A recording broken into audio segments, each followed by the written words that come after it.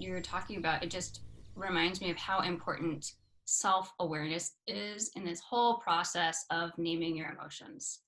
You have to be aware in the first place that you feel something, right? If you're numb, you can still say, I feel numb.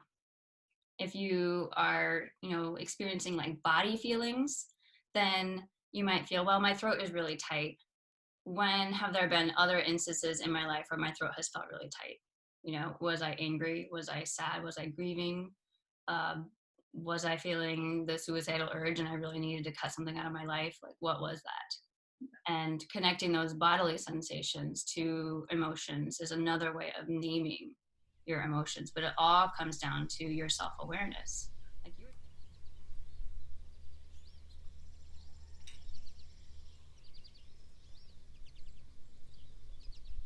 like you were just talking about, right? No, hearing yourself saying the word awkward all the time, and um, there's a lot of words that we use to kind of to say what we're feeling without really saying what we're feeling.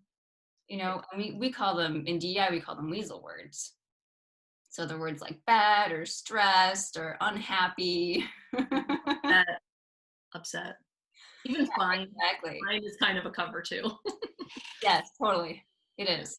Yeah, fine is like, yeah, no, nothing is okay, but I'm just gonna put this front on because I can't talk about it. Well, in my job, I'm a speech language pathologist, and I work with kids. And so kids often come with weasel words, right? They'll just say, "Oh, I was really upset earlier," and I'll say, "Oh, upset. Well, what kind of upset? Like, do you have any idea?" And they often don't have any idea, and that's where I bring in the families of emotions, right? So it's like, so let's pick. Do you think it was kind of the sad upset? Was it the like scared upset, the mad upset? I'm like, happy. I don't know if happy really works with upset, but, and I'll just name them and say, do you even know what group you're in? And then they'll say a group, and then they're curious about, oh, I wonder if there's another word that works for you. So it's like, that's how I ended up. And I think that's probably how I started myself, which was like, oh, I'm upset. Oh, maybe I'm the sad kind of upset. Let's go and see what sad feeling or word matches right now. And I remember thinking weasel words were so tricky. Like, why do people use weasel words? Why can't we just say the emotion? But part of it is sometimes safety, and some of it's knowledge and confidence and awareness and everything. And it's also really what we rely on in our society to talk about our emotions. And so I just, having a way to go from a weasel word into a more specific emotion word, that makes me really happy for all of us, so we have better awareness and communicate better about what's going on inside of ourselves. These are the four emotion families that Jennifer referred to. They are the anger family, which includes anger, apathy, shame or guilt, and hatred. The fear family, which includes fear, anxiety, confusion, jealousy, envy, and panic. The sadness family, which includes sadness, grief, depression, and the suicidal urge.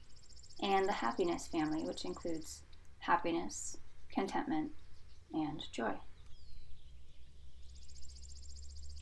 You're also giving these kids permission Yes. to name what they're feeling, right? And words to do that with. Right.